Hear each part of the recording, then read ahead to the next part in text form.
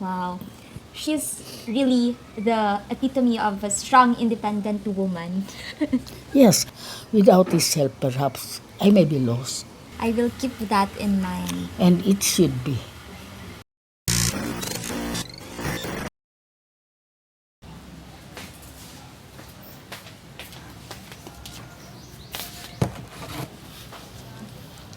Ready ka, Ron? Ready Oh, ka? come on. Sige, bigyan mo. Okay, just be yourself. Okay. Hi everyone! I have with me here today my Lola Luisa. Hi! I will be asking her questions I've never asked her before. So you may be interested in listening to this because I'm interviewing an almost 94 years old, an almost 94-year-old woman. 94, hindi na mo sa panin. Yeah, it's less than a week. Sa dyan, And she's turning 94 a matter of how many days? in a matter of 3 days 22 to 12, at 19. 19 months. Yeah. Month 22, nag-iikot sa 3 days of term. I Yes. was thinking, mga next week pa. Okay. So for the I have 8 questions for you. For the first question, kamusta ang you were born during World War II? What was it like during that time? It was a period of fear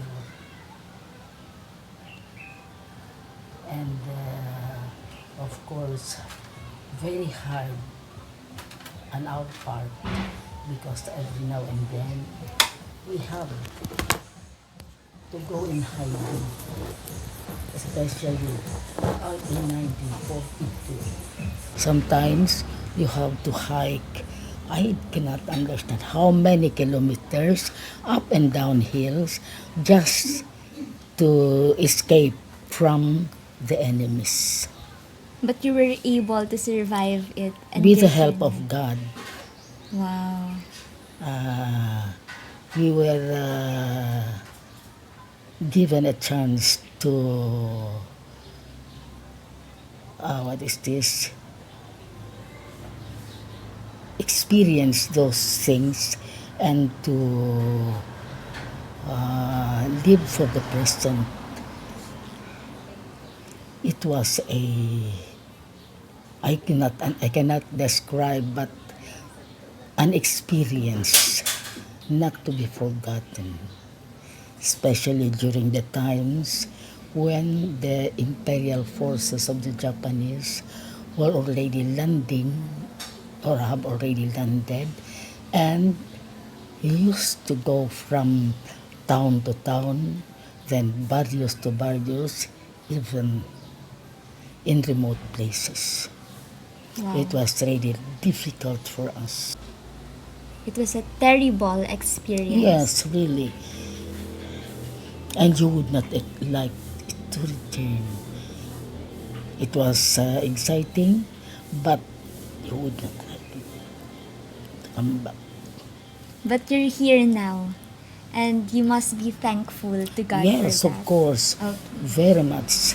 And of course, really thankful because we feel we are really lucky to outlive those terrible moments. Wow. Not everyone survived from that event. Not everyone survived from Of that course, event.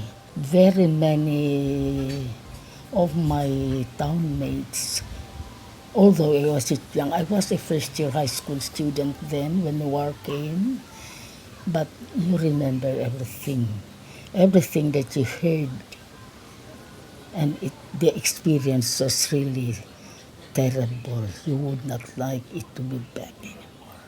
Okay. So for the second question, how do you define forgiveness? Why do you have to forgive? Forgive, Yes. it is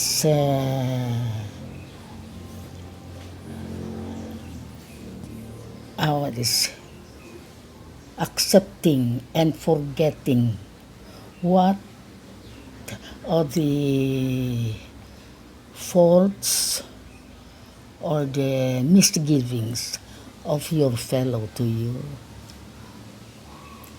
Why do you need to forgive? Well,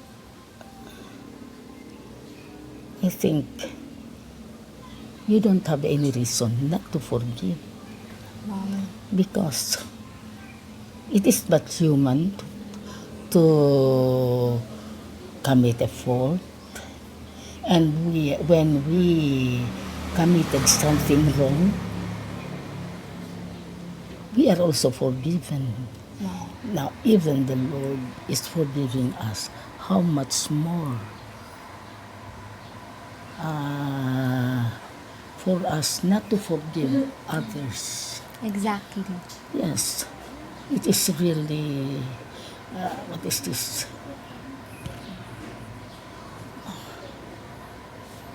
Something that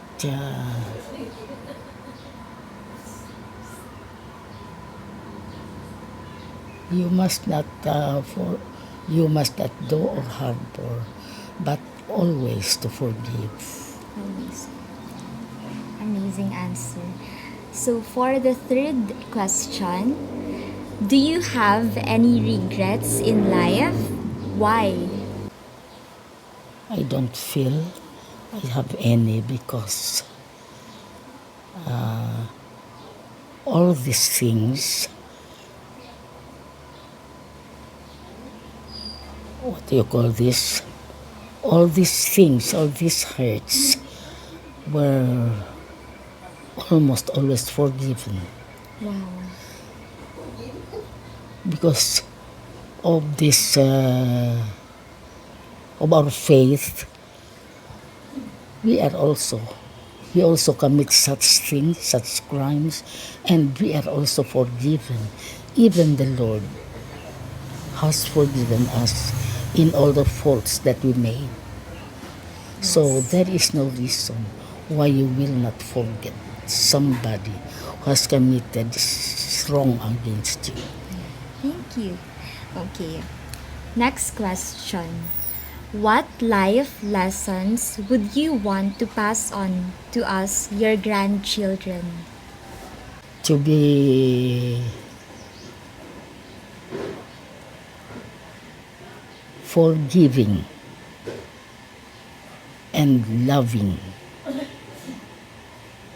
Above all, to be God-fearing. If you do not fear God, you cannot love your children, your grandchildren. You cannot even forgive them. But if you love God, all these things will follow. You agree with me? Yes. So we really have to be God-fearing first. Yes, I will keep that in mind. and it should be. If you, what is this? If you have something against anybody, ask the Lord to help you to forget and forgive. Yes, Lala. I notice that you are very religious and you always ask your apostles to pray the rosary with you every night. My question is, what keeps your faith strong? If What keeps your faith strong? I think the Lord, The Lord. yes, because I am asking Him all the time for His help, and I think He answers my prayer. Without His help, perhaps I may be lost.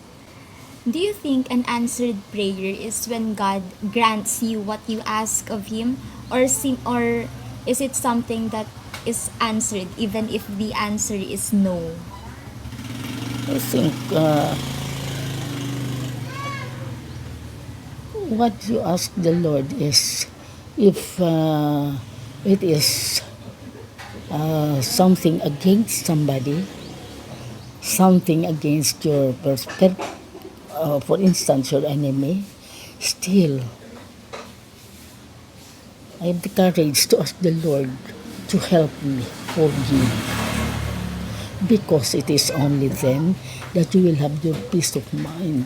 Peace of mind. Yes. Without it, harbor it, you will not even have peace with yourself. Not But the moment you offer everything to the Lord, ask His help to help you in your trouble, in your problem, everything will come out effortless. as if nothing has happened. Wow. I like that, Lola. Okay, we're down to the last 3 questions. You're almost 94. What For are the things you still want to fulfill? that my children and my grandchildren will not will trust in them, what they do, what they say to the Lord. That's one thing you want Yes, for us. that That's one thing you want to entrust fulfill. everything to the Lord because He will never fail you. So, up to now, you're still teaching us to be. Yes, yes. In my prayers, wherever they are, Lord, please keep watch on them, guide them.